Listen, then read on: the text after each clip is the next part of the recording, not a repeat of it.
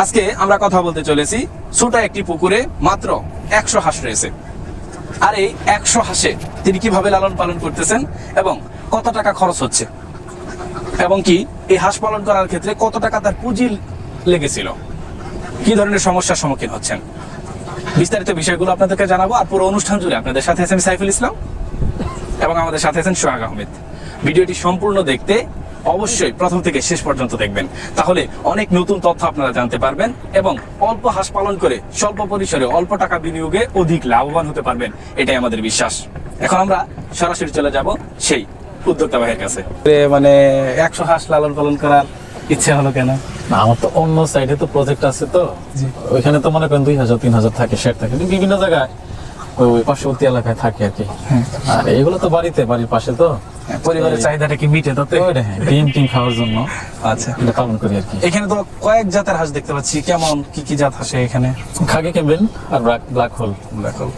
খাকি Campbell কেমন ডিম দেয়? ভালো, আলহামদুলিল্লাহ, ডিম দেয় ভালো, অনেক ভালো। আমরা একটু নিচে নেমে দেখি। সুন্দর, মাশাআল্লাহ, কত সুন্দর ভাবে হাঁসের ছোট্ট খামার করছেন। এই পুকুরে কি আর পানি দেওয়া যায় না মাছ চাষ করার জন্য? পানি কমে গেছে, দিব চৈত্র মাসে কি আরো কমে? তবে এখন মাছের পোনা একটু বড় সাইজেরটা পাইলে দিব আর কি। আচ্ছা, এই যে ভাই অল্প করে খামার করছেন, অল্প করে হাঁস পালন করতেছেন, তাতে আপনার মতে সব থেকে বেশি ডিম দেয় কোন হাঁসগুলো? অল্প হাঁসে বেশি ডিম দেয়। অল্প হাঁসে বেশি ডিম দেয়। 100 হাঁসে আমাদের ডিমের প্রোডাকশনটা একটু বেশি থাকে।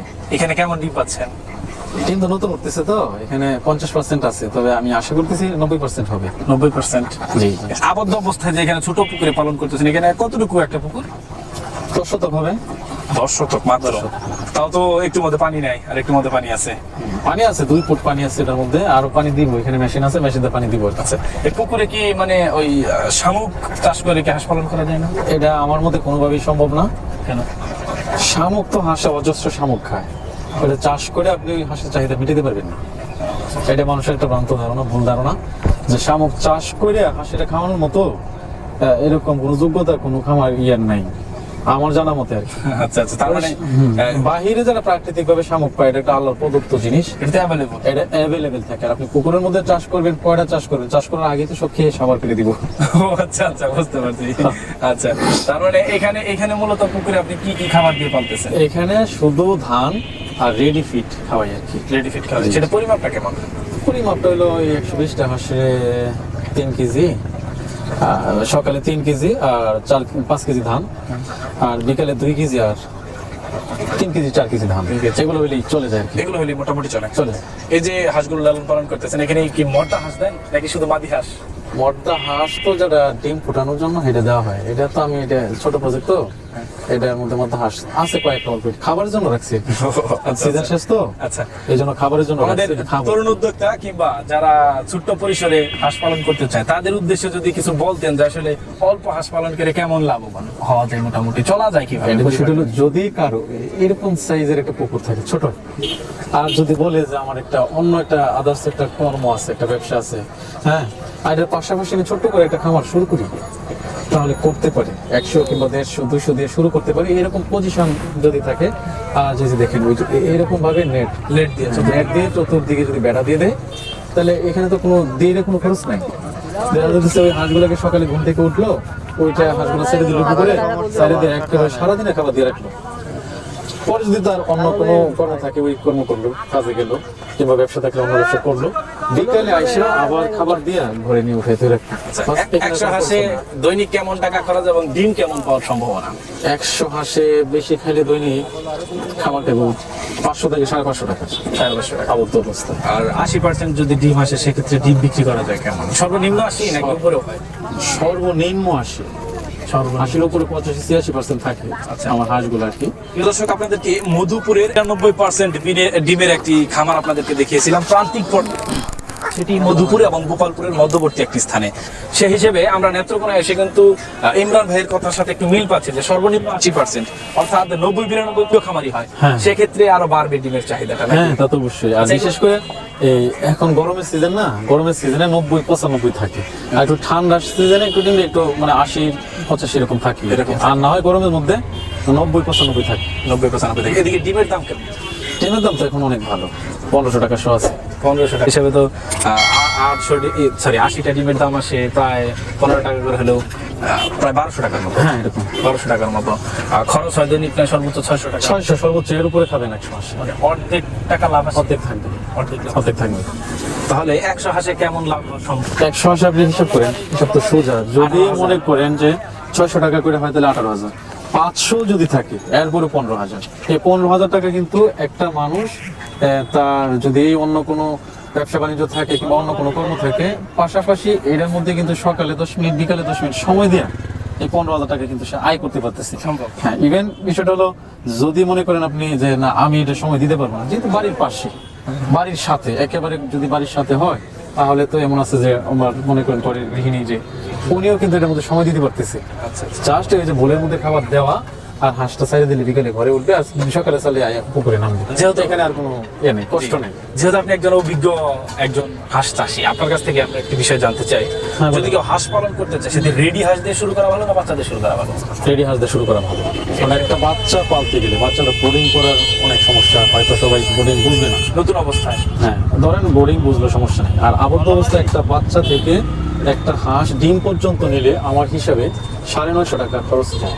তাদের হ্যাঁ, ওটা আমার হিসাব, আমার তো খাতা করে হিসাব করা থাকে, কারণ আমরা তো অনেক জায়গায় বাচ্চা বোর্ডিং করি, আবদ্ধ অবস্থা হাঁস রেডি করি। হ্যাঁ। কিন্তু আপনারা তো অনেক আবদ্ধ সময় অবস্থায় অনেক সময় দেখি বড় বড় বিলে ছেড়ে দেন, হাওড়ে ছেড়ে এই জন্য তো আমার খরচটা কম। আর না হয় মনে করেন যে আমার হাজার হাজার হাঁস থাকে আপনাদের দোয়ায়, যদি আমাদের এত টাকা খরচ যাইতো তাহলে হাঁস রেডি করে কি বিক্রি করতে পারতাম?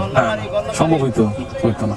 কিন্তু একজন যদি বাচ্চা থেকে শুরু করে একেবারে ডিম পর্যন্ত যায় তাহলে এটা 950 টাকা খরচ যাবে। আমি করে হাতে কলমে হিসাবটা বুঝাই দিতে পারি। আর যদি আপনাদের মতো হাওড়ের অঞ্চল থেকে এদিক থেকে তাহলে তো আমাদের মধ্যে কম যাবে। হাওড়ের মধ্যে যদি খাবারের ব্যবস্থা থাকে তাহলে দেখা যাচ্ছে আমরা যেভাবে পালি একটা হাঁস একটা বাচ্চা 0 থেকে শুরু করে 1 মাস আমাদের খাবার হাতে খাওয়াই হয়। তারপর কিন্তু আমরা ধান কাটার যে সময় বৈশাখে শুরু হয় ধান কেটে ছেড়ে দিই, বৈশাখ জ্যৈষ্ঠ আষাঢ় 3 মাস এই আর 1 মাস বাচ্চা থেকে বোর্ডিং থেকে শুরু করে 4 মাস। তো 4 মাসের মধ্যে 1 মাস হাতে খাবার আর 3 মাস খাইতেছে ফ্রি খাবার হাওড়ে। পরে আষাঢ়ে পানি আসা জায়গা, আষাঢ় শ্রাবণ 2 মাস খাওয়াই আমার হাতে। তাহলে আমার দেখা যাচ্ছে 6 মাস হাঁসটার বয়স হলে, 6 মাস বয়স হলে 3 মাস কিন্তু আমার হাতের খাবার লাগতেছে আর 3 মাস কিন্তু ফ্রি খাবার খাবারে খাইতেছে ফ্রি। তার মানে তাহলে এই 3 মাসের খাবারের সাশ্রয়টা কিন্তু আমার অনেক, জি জি, তাই না? যার কারণে আপনারা অল্প দামে দেখাতে পারছেন। অল্প দামে বিক্রি করলে আমরা অল্প দামে বিক্রি করতে পারি। এই যে রেডি হাঁসটা আপনার ধরেন একটা রেডি হাঁস যদি 300 টাকা বা 400-500 যাই কিছু 300 টাকা যদি দেয়, এটা কতদিন পর্যন্ত ডিম দেয়? একটা হাঁস রেডি হাঁস নিলে মানে নিউ কন্ডিশনে যে হাঁসগুলো ডিম আসতেছে এটা যদি নেয় তাহলে 2 বছর যে খামারে নিবে 2 বছর সে ডিম পাড়াতে পারবে। 2 বছর কানেকশন ভালো থাকবে। 2 বছর পর এটা আবার কয় টাকা বিক্রি করা যাবে? এটা তো 2 বছর পর আবার 450 টাকা মানে 480 টাকা ওটা কাটা কেটে বিক্রি করতে পারবে। আচ্ছা, তার মানে যদি 500 টাকায় নেয় বা 550 টাকায় রেট অনুযায়ী, যদি 300 টাকায় দেখা গেল যে 300 টাকা ধরে নেয়, সেক্ষেত্রে অনেক সময় বাজার আপ ডাউন হয়। আচ্ছা, 50 টাকা এরকম মানে কম আসে নাকি? অনেক সময় বেশি হয়। বেশি মানে কাটা হাঁসটা বেশি হবে না, কাটা হাঁসটা 450 টাকা যদি 2 বছর ডিম পাড়ে হাঁস কি করতে পারি, তাহলে তো খামারি অনেক এমনিতে লাভবান। এমনি 100 টাকা লেস হবে একটা হাঁসের মধ্যে, কিন্তু 2 বছর একটা হাঁস থেকে ইনকাম তো অনেক করতে পারবে, অনেক, তাই না? আচ্ছা, আপনি দর্শক সুন্দর কথা বলছেন ইমরান ভাই। আচ্ছা ইমরান ভাই, হাঁস যে পালন করতেছেন এই যে ছোট্ট পরিসরে, এখানে কোনো রোগ হয় না? না, আলহামদুলিল্লাহ আমার খামারের তো ট্রিটমেন্ট করা থাকে সবগুলো, এই জন্য রোগের আসলে কমে থাকে পাই। যদি হয় বা কি ধরনের রোগের সম্মুখীন হতে পারে এই উদ্দেশ্যে যদি কিছু বলেন। যদি হয় হাঁসের রোগ কিন্তু দুইটি, একটা হলো প্লেগ আর একটা হলো কলেরা। প্লেগ ভ্যাকসিনটা দিলে কিন্তু প্লেগটা চেকে থাকে।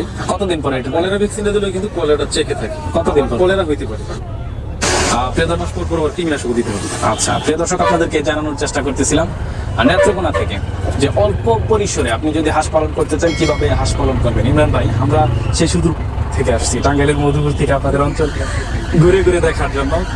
আমাদের জন্য দোয়া করবেন। দেশের তরুণ উদ্যোক্তা যারা আছে তাদেরকেও আপনাদের মতো অভিজ্ঞ খামারি যারা আছে তারা যদি সহযোগিতা করে, তাদের পরামর্শক্রমে, তারা আপনাদের পরামর্শক্রমে, কৃষি প্রাণী সম্পদ অফিসের পরামর্শক্রমে যদি কেউ হাঁস পালন করতে চায়, আপনি তাদের কি লস হবে বলে আপনি মনে করেন? না, যদি বুঝে শুনে হাঁসটা পালন করে আর হাঁসকে যদি সব সময় ঠিক দিয়ে রাখে আর কীটনাশক দিয়ে রাখে তাহলে হাঁসের সম্ভাবনা রোগের খুবই কম থাকে। প্রিয় দর্শক, সুন্দরভাবে আপনারা বুঝেছেন আশা করি বিষয়টি। হাঁস পালন করুন। হাঁস পালন করে লাভবান হতে চাইলে অভিজ্ঞ খামারির কাছ থেকে হাঁস সংগ্রহ করুন এবং প্রশিক্ষণ নিয়ে বা বুঝে শুনে দেখে তারপর হাঁস পালন করুন, অবশ্যই লাভবান হবেন। আর এই প্রত্যাশা নিয়ে শেষ করছি আজকের অনুষ্ঠান।